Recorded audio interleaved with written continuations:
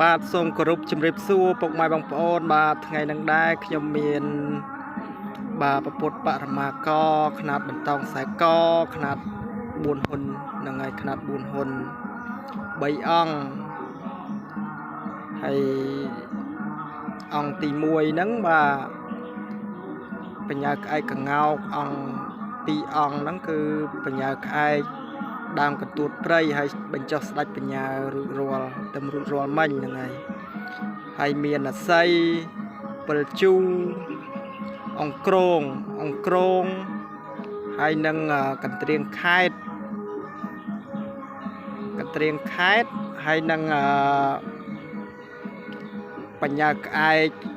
ដើមស្ដៅហើយនឹងបញ្ញាក្អែកដើមអំពិលទឹកបលាយើងហូបផ្លែណាជូអែមបាទហើយរួចរាល់ហើយថតមិនសូវច្បាស់ទេបាទហ្នឹងហើយថតអត់សូវច្បាស់ស្អាតណាមើលក្នុងទូរស័ព្ទអញ្ចឹងគឺអត់ដឹងថាស្អាតទេមើលក្រៅបានដឹងថាស្អាតហើយឆ្លាក់ដោយដៃហ្នឹងហើយមានចាក់ຂະຫນາດអីត្រឹមត្រូវຂະຫນາດបន្តោងខ្សែកហ្នឹងហើយស្រឡាញ់អាចតាក់ទងបានហ្នឹងហើយស្អាតណាស់បាទមើលស្ដេចបញ្ញាចាស់ល្អហើយអត់តន់លីបប្រេងទេ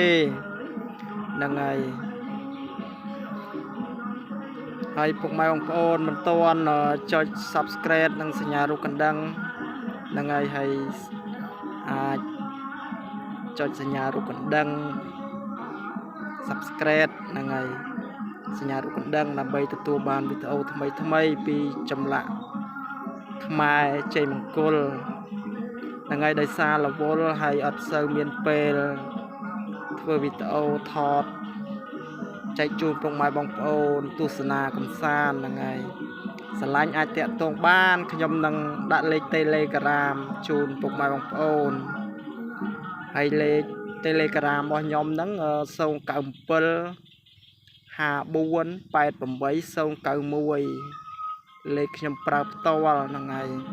ស្រឡាញ់អាចតាក់ទងបានហ្នឹងហើយវីដេអូមានតែប៉ុណ្្នឹងហើយបាទ